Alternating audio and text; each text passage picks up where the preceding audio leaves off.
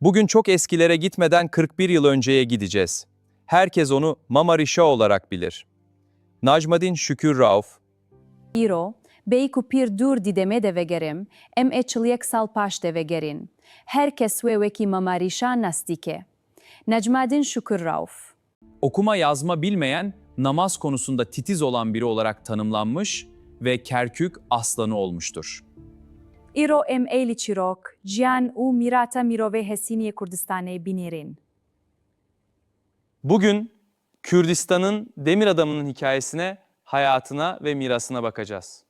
Weki keseki nekswende u pir baldar dini mejede dihat vesifandın u bu şehre Kerkuk'e.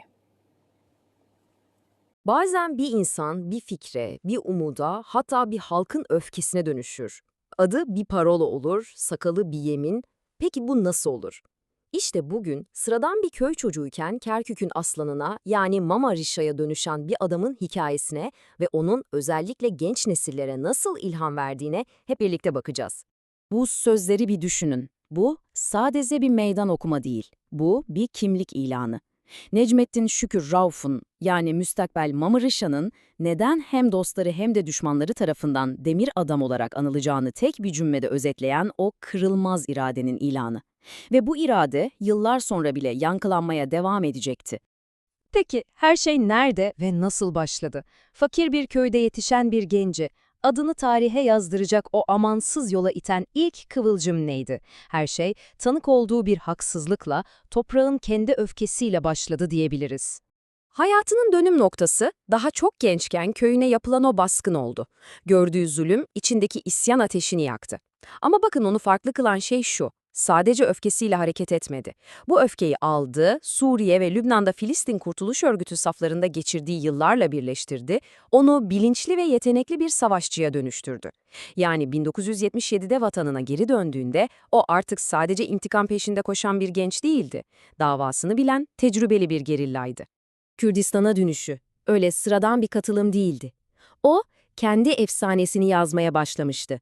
Ve bu efsanenin ilk satırları da kendine seçtiği yepyeni bir isimle ve asla bozmayacağı o kutsal yeminiyle atıldı. Seçtiği isim aslında her şeyi anlatıyordu. Mama, yani amca, Kürt kültüründe bilge, koruyucu, saygı duyulan kişidir. Risha yani sakalsa, işte o sıradan bir sakal değildi. O sakal, özgürlük gelene kadar vazgeçilmeyecek bir direnişin her gün gözle görülen, yaşayan bir anıtıydı. Savaş alanındaki yeteneği ona başka isimler de kazandırdı. Ama bunlar boş lakaplar değildi. Her biri savaş meydanında kanla, cesaretle hak edilmiş birer unvandı. Düşmanları bile onu yenemedikleri için demir adam dedi. Kerkük'ü bir kalkan gibi koruduğu için Kerkük aslanı oldu ve Garmiyan dağlarını avucunun içi gibi bildiği için de ona Garmiyan kartalı dediler. Bir insanın davasına adanmışlığını anlamak için belki de en çarpıcı detay bu. Mücadelesi benliğinin o kadar parçası olmuştu ki hayat arkadaşına yani eşine vatan anlamına gelen Niştiman diye sesleniyordu. Bu davanın artık bir görevden çıkıp hayatının her hücresine işleyen bir tutkuya dönüştüğünü gösteriyor. Ve şimdi Mama Risha'yı yaşayan bir efsaneye dönüştüren o inanılmaz askeri başarılarına geliyoruz. Bunlar bugün bile genç peşmergelere cesaret aşılamak için anlatılan gerçekle destanın adeta iç içe geçtiği hikayeler. Sadece şu sayılara bir bakın. Bu tablo bir savaşın değil, adeta imkansızlığın fotoğrafı. Bir yanda 12 savaşçı, diğer yanda tam teçhizatlı yaklaşık 2800 asker. Sonuç ne mi oldu? Mama Risha ve adamlarının zaferi. İşte bu, sayıların değil, inancın ve zekanın bir savaşı nasıl kazanabileceğinin en büyük kanıtı ve gelecek nesiller için de müthiş bir ilham dersi. 142. Bu ne anlama geliyor? Kayıtlara göre Mama Risha'nın Irak ordusuna karşı girdiği ve hiçbirini kaybetmediği çatışma sayısı. Bakın bu sadece bir istatistik değil. Bu, bir halkın moralini tavan yaptıran, düşmanın kalbine ise korku salan o yenilmezlik efsanesinin ta kendisiydi. Hikayeleri dilden dile dolaşıyordu tabii. Bir avuç adamıyla koca bir birliği tam bir gün boyunca durdurması, düşman keskin nişancısını kendi silahıyla alt etmesi ve en ünlüsü sadece piyade tüfeğiyle bir helikopteri düşürdüğü söylentisi.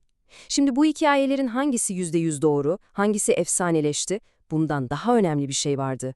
İnsanlar onunla her şeyin mümkün olduğuna inanıyordu. Ve işte bu inanç en güçlü silahtı. Ancak bilirsiniz, en parlak kahramanların hikayeleri bile genellikle bir trajediyle gölgelenir. Orduların yenemediği o demir adam, savaş meydanında değil, maalesef bir ihanetin karanlık dehlizlerinde son nefesini verdi. Ölümüyle ilgili iki temel anlatı var. En bilineni ve kabul göreni, Baas rejimiyle işbirliği yapan Tahsin Şah Veys adında birinin kurduğu pusuda öldürüldüğü yönünde. Ama bir de fısıltıyla yayılan bir karşı anlatı var. Bu da onun durdurulamaz popülaritesinin kendi saflarındaki bazı kişileri bile rahatsız etmiş olabileceği iddiası. Hangi versiyon doğru olursa olsun değişmeyen tek bir acı gerçek var. Mama Risha'yı bir düşman ordusu değil, bir ihanet hayattan kopardı. Ama hikaye burada bitmiyor. İhanetin hesabı 10 yıl sonra yine Garmian dağlarında görüldü. Onu öldüren kişi, liderlerinin onuruna, onun gibi sakal uzatan genç peşmergeler tarafından bir çatışmada öldürüldü. Bu, basit bir intikamdan çok daha fazlasıydı. Bu, Mama Risha'nın mirasının yaşadığının ve o yeminin yeni nesiller tarafından sürdürüldüğünün ilanıydı. Ve işte tam da bu bizi onun mirasına getiriyor. Çünkü evet 1985 yılında bedeni toprağa verilmiş olabilir ama Mama Risha'nın asıl hikayesi belki de tam o gün yeniden başladı. Ölümü onu bir insandan çıkarıp ölümsüz bir sembole, bir ilham kaynağına dönüştürdü. Mirasını bugün her yerde görebilirsiniz. Onu onurlandıran heykellerde, adına yakılan ağıtlarda ve söylenen şarkılarda yaşıyor ama belki de en önemlisi artık dilin bir parçası olması. Bugün birine o tam bir Mama Risha dediğinizde, o kişiye dürüstlüğü, cesareti ve güvenilirliği için verebileceğiniz en büyük iltifatı etmiş oluyorsunuz. İşte bu mirasın en canlı kanıtı bu sözler olsa gerek. 2018 yılında yani ölümünden 30 küsur yıl sonra bir üniversite öğrencisi onun hakkında bunları söylüyor. Bir zamanlar Saddam'ın ordusuna karşı savaşan sakallı amcanın efsanesi, bugün IŞİD gibi bambaşka bir tehdide karşı savaşan genç kadın ve erkeklere doğrudan güç veriyor. Onun cesareti zamanı aşarak yeni nesillerin siperlerinde yankılanmaya devam ediyor. Ve tüm bunlar bizi son bir soruya getiriyor. Bir kahramanı ölümsüz yapan şey nedir? Yaşadığı hayatın büyüklüğü mü, ölümünün trajedisi mi, yoksa bir halkın onu nesilden nesile aktarma ve ondan ilham alma kararlılığı mı? Galiba Mama Risha'nın hikayesi bize şunu gösteriyor. Gerçek ölümsüzlük bir sonraki kuşağın kalbinde ve mücadelesinde yaşamaya devam etmektir. Mama Risha gibi kahramanlar varken, etrafta önder ve lider aramak yerine, onu örnek alarak yola devam etmek daha güzel bir geleceğin kapısını açmaz mı? Digel qahremanên wekî Mama Risha li dora xwe man nê çêtîre ku em wê teqlîd bikin û ber bi pêş ve biçin. Li şûna ku lê reberan lê deverek dîn bigirin, bivî rengî deriyê pêşerojek geştir vekin. Divê derbarê de tiştek heye ku merîv li ber çavan bigire.